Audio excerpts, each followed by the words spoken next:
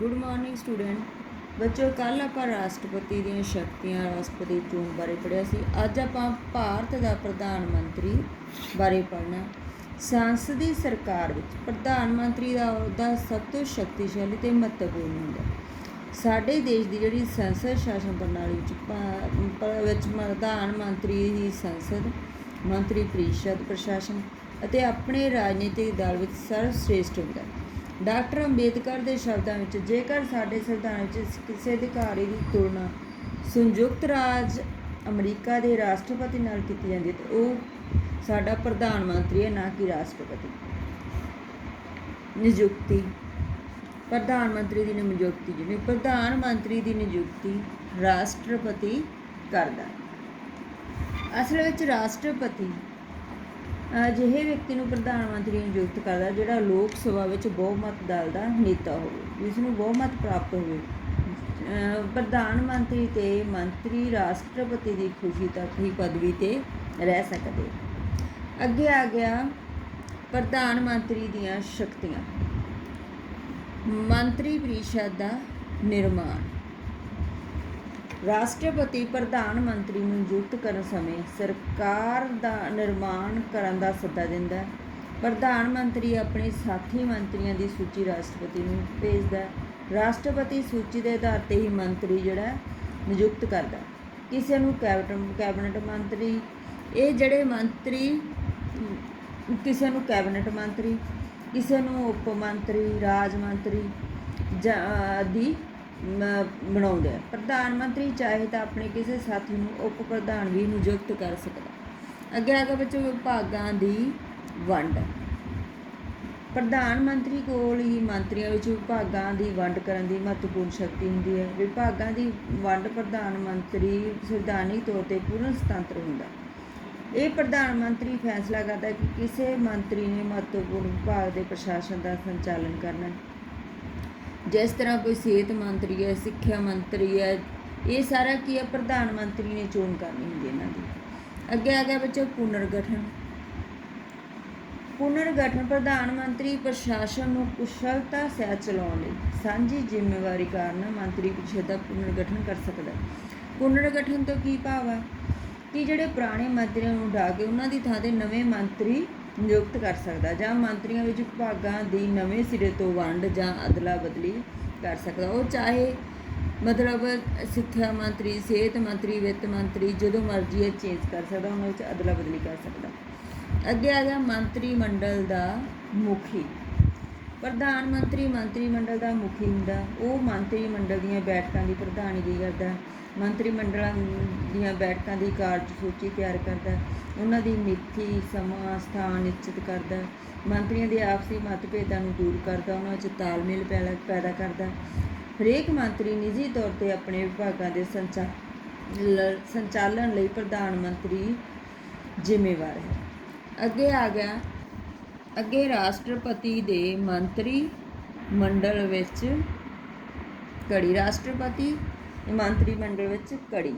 ਪ੍ਰਧਾਨ ਮੰਤਰੀ ਜਿਹੜਾ ਰਾਸ਼ਟਰਪਤੀ ਤੇ ਮੰਤਰੀ ਮੰਡਲ ਵਿੱਚ ਇੱਕ ਕੜੀ ਦਾ ਕੰਮ ਕਰਦਾ। ਮੰਤਰੀ ਮੰਡਲ ਦੇ ਫੈਸਲਿਆਂ ਦੀ ਰਾਸ਼ਟਰਪਤੀ ਨੂੰ ਸੂਚਨਾ ਦੇਣੀ ਉਸਦਾ ਕੀ ਸੰਵਿਧਾਨਿਕ ਕਰਤੱਵ ਹੈ। ਰਾਸ਼ਟਰਪਤੀ ਆਪ ਵੀ ਕਿਸੇ ਵਿਭਾਗ ਬਾਰੇ ਸੂਚਨਾ ਪ੍ਰਧਾਨ ਮੰਤਰੀ ਤੋਂ ਪ੍ਰਾਪਤ ਕਰ ਸਕਦਾ ਹੈ। ਜੇਕਰ ਕੋਈ ਮੰਤਰੀ ਰਾਸ਼ਟਰਪਤੀ ਨੂੰ ਮਿਲਣਾ ਚਾਹੇ ਜਾਂ ਸਲਾਹ ਲੈਣਾ ਚਾਹੇ ਤਾਂ ਪ੍ਰਧਾਨ ਮੰਤਰੀ ਹੀ ਅਜਿਹਾ ਕਰ ਸਕਦਾ ਹੈ। ਅੱਗੇ ਆ ਗਿਆ ਬੱਚੋ ਸਦਨ ਦਾ ਨੇਤਾ। ਪ੍ਰਧਾਨ ਮੰਤਰੀ ਨੂੰ ਲੋਕ ਸਭਾ ਦਾ ਨੇਤਾ ਮੰਨਿਆ ਜਾਂਦਾ ਹੈ। ਲੋਕ ਸਭਾ ਵਿੱਚ ਹਰ ਔਕੜ ਵਿੱਚ ਪ੍ਰਧਾਨ ਮੰਤਰੀ ਤੋਂ ਅਗਵਾਈ ਦੀ ਆਸ ਕਰਦੀ ਹੈ। ਪ੍ਰਧਾਨ ਮੰਤਰੀ ਦੀ ਇੱਛਾ ਵਿਰੁੱਧ ਲੋਕ ਸਭਾ ਵਿੱਚ ਕੁਝ ਨਹੀਂ ਕਰ ਸਕਦੀ, ਕਿਉਂਕਿ ਉਸ ਨੂੰ ਲੋਕ ਸਭਾ ਦੇ ਬਹੁਮਤ ਦਾ ਸਮਰਥਨ ਪ੍ਰਾਪਤ ਹੁੰਦਾ।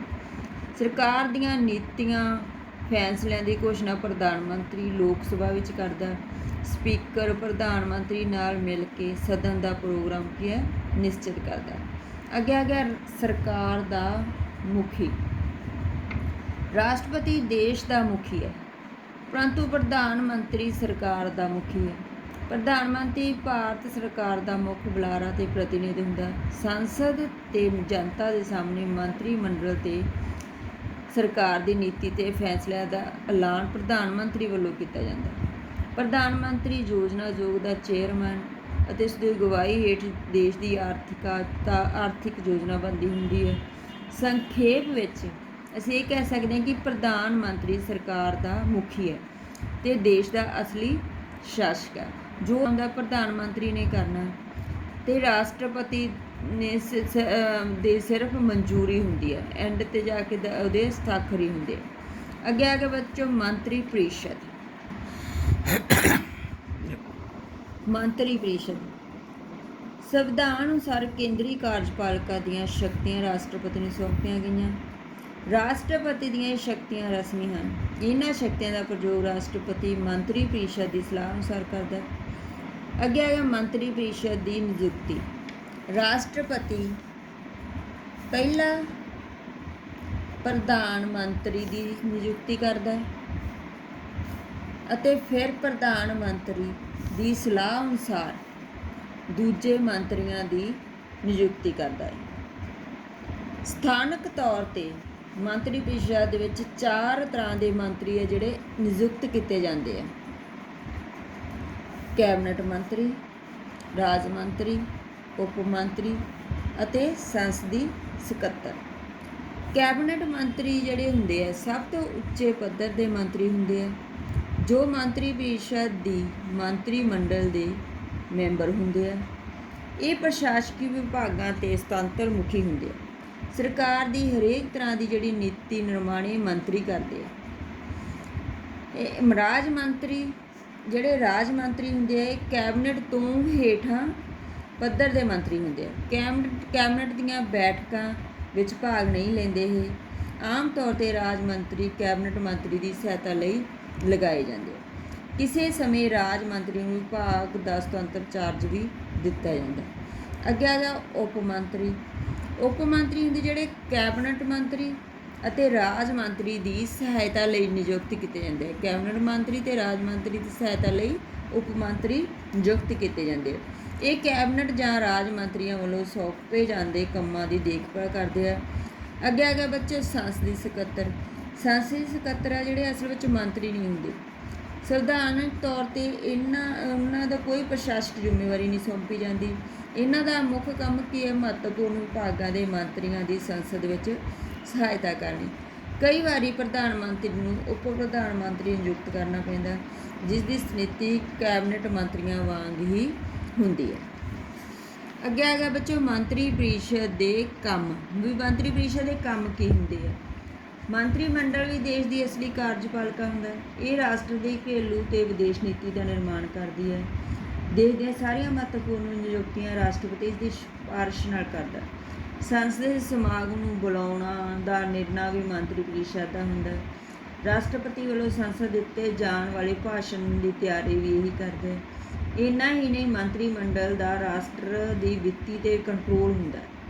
ਵਿੱਤ ਮੰਤਰੀ ਲੋਕ ਸਭਾ ਵਿੱਚ ਹਰੇਕ ਸਾਲ ਬਜਟ ਪੇਸ਼ ਕਰਦਾ। ਨਵੇਂ ਕਰ ਲਗਾਉਣੇ, ਪੁਰਾਣੇ ਕਰਾਂ ਵਿੱਚ ਸੋਧ ਕਰਨੀ ਜਾਂ ਸਮਾਪਤ ਕਰਨਾ ਦਾ ਅੰਤਿਮ ਫੈਸਲਾ ਕਿਹਦਾ ਹੁੰਦਾ? ਮੰਤਰੀ ਪ੍ਰੀਸ਼ਦ ਦਾ ਹੁੰਦਾ। ਸੰਸਦ ਇਸ ਦੀ ਸਿਰਫ ਰਸਮੀ ਪ੍ਰਵਾਨਗੀ ਦਿੰਦੀ ਹੈ। ਅੱਗੇ ਆ ਗਿਆ ਮੰਤਰੀ ਪ੍ਰੀਸ਼ਦ ਅਤੇ ਮੰਤਰੀ ਮੰਡਲ ਵਿੱਚ ਅੰਤਰ।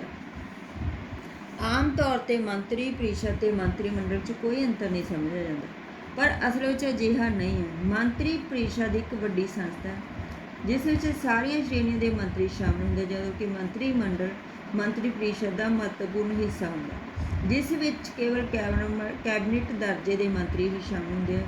ਸਾਰੇ ਮਹੱਤਵਪੂਰਨ ਫੈਸਲੇ ਮੰਤਰੀ ਮੰਡਲ ਵਿੱਚ ਕੀਤੇ ਜਾਂਦੇ ਹਨ। ਮੰਤਰੀ ਪ੍ਰੀਸ਼ਦ ਨੀਤੀ ਨਿਰਮਾਣ ਵਿੱਚ ਹਿੱਸਾ ਨਹੀਂ ਲੈਂਦੀ। ਸੰਖੇਪ ਵਿੱਚ ਅਸੀਂ ਕਹਿ ਸਕਦੇ ਹਾਂ ਕਿ ਮੰਤਰੀ ਮੰਡਲ ਦੇ ਮੈਂਬਰ ਮੰਤਰੀ ਪ੍ਰੀਸ਼ਦ ਦੇ ਮੁਕਾਬਲੇ ਵਧੇਰੇ ਪ੍ਰਭਾਵਸ਼ਾਲੀ ਅਤੇ ਸ਼ਕਤੀਸ਼ਾਲੀ ਹੁੰਦੇ ਆ। ਇਹ ਸੀ ਬੱਚਿਓ ਆਪਣਾ ਪ੍ਰਧਾਨ ਮੰਤਰੀ ਅਤੇ ਮਤਲਬ ਮੰਤਰੀ ਪ੍ਰੀਸ਼ਦ ਅਤੇ ਮੰਤਰੀ ਮੰਡਲ ਬਾਰੇ ਅੱਜ ਆਪਾਂ ਪੜ੍ਹਿਆ ਸੀ ਲੈਸਨ 'ਚ। ਇਹਨੂੰ ਧਿਆਨ ਨਾਲ ਸੁਣ ਲਿਓ, ਵੀਡੀਓ ਨੂੰ ਦੇਖਿਆ ਕਰੋ, ਸਿਲੇਬਸ ਨੂੰ ਰਿਵਾਈਜ਼ ਕਰੋ, ਪੇਪਰ ਆਉਣ ਵਾਲੇ ਆ। Okay, thank you.